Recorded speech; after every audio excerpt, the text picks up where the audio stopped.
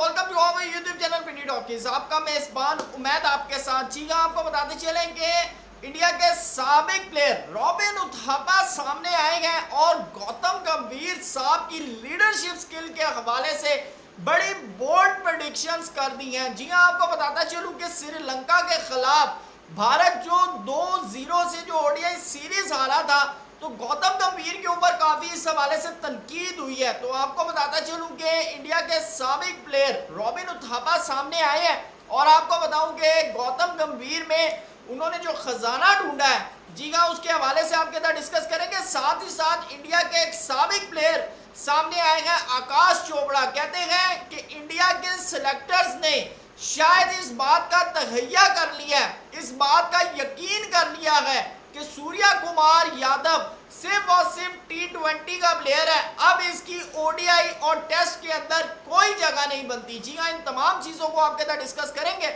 हमारे चैनल पे आप अगर नए आए हैं तो इसको सब्सक्राइब कर लें, वीडियो को अंत तक जरूर देखिएगा। साथ ही साथ कमेंट सेक्शन में आप भी अपनी राय से जरूर हमें बताइएगा। तो चलते हैं जी, सबसे पहले तो रॉबिन उथापा के हवाले से बात करते हैं।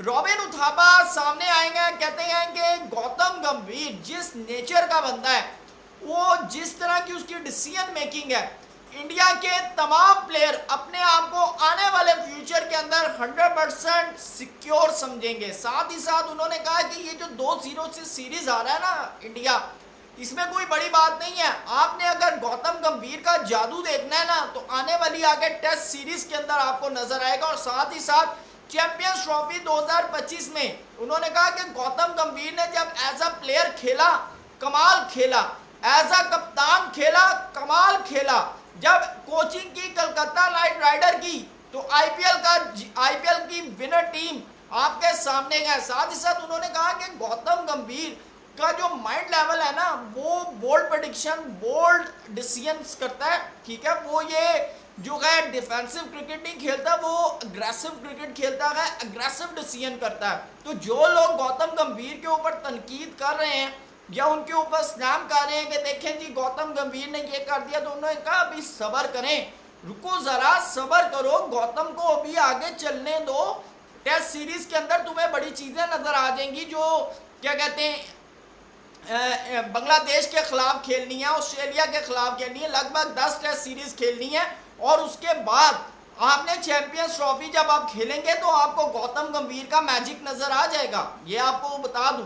तो साथ ही साथ अब आपने इसमें बताना है कि आप रॉबिन उथापा साहब की बात से कितना सहमत हैं, कितना आपको यकीन है कि रॉबिन उथापा साहब जो गौतम गंभीर के बारे में बातें कर रहे हैं, क्या ये होगा या नहीं होगा। क्योंकि अभी तक जो 3-0 से T20 की सीरीज जीती थी इंडिया ने, उसके ऊपर तो बड़े लोगों ने वाह वाह तालियां बजाई थी। लेकिन जैसे ही 2-0 से इंडिया सीरीज आ रहा है, तो आपको बताता चलूं उसके साथ साथ तनकीद भी शुरू हो गई है। तो अब आते हैं जी आकाश चोपड़ा पे। आकाश चोपड़ा कहते हैं कि सूर्या कुमार यादव का जो कैरियर है ना, वो T20 के इर्द गिर्द रह गया। ठीक है ना, जबकि उन्होंने कहा कि उसकी अगर एबिलिटी देखें, उसकी आप बैटिंग देखें, उसके आप स्किल्स देखें, तो वो आपको वनडे में भी खेलता हुआ नजर आना चाहिए, वो आपको T20 में भी खेलता हुआ नजर आना चाहिए, वो आपको ओडीआई में भी खेलता हुआ नजर आना चाहिए। लेकिन उन्होंने कहा कि अगर मैं सिलेक्टर्स के माइंडसेट की बात करूं, तो शायद अब वो सूर्या कुमार यादव को ना, क्या कहते हैं, ना वो ओडीआई में खिलाना चाहते हैं और ना ही टेस्ट में खिलाना चाहते हैं। उसकी उन्होंने सबसे बड़ी एग्जांपल दी है।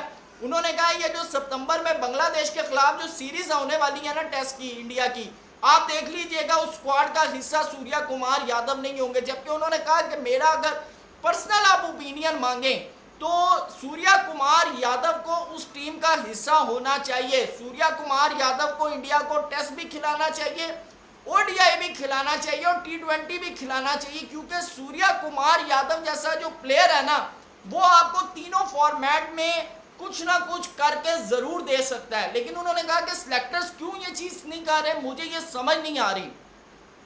और उन्होंने कहा कि उसको कप्तानी भी T20 की इसलिए दे दी गई है कि कहीं वो बोले ना और कहीं वो बात ना करे, तो लिहाजा जो है सूर्या कुमार यादव जो है वो T20 तक महदूद रहेंगे। और सिलेक्टर्स ने मेंटली तौर पे भी ये सोच लिया कि इसका ओडीआई और टेस्ट का जो कैरियर है ना, वो ओवर हो चुका है, यानी कि खत्म हो चुका है। देखिए, मैं आपको एक चीज बताऊं कि इंडिया के पास प्लेयर्स की जितनी इस वक्त डिमांड है ना, ठीक है ना, उससे ज्यादा प्लेयर्स हैं। ठीक है, और मेरा नहीं, और रणजी ट्रॉफी और इंडिया की डोमेस्टिक और आईपीएल से जितना प्लेयर प्रोड्यूस हो रहा है ना, उनको खुद समझ नहीं आ रही हम किसको कहाँ खिलाएं। मैं आपको क्लियरली बता रहा हूँ, ठीक है।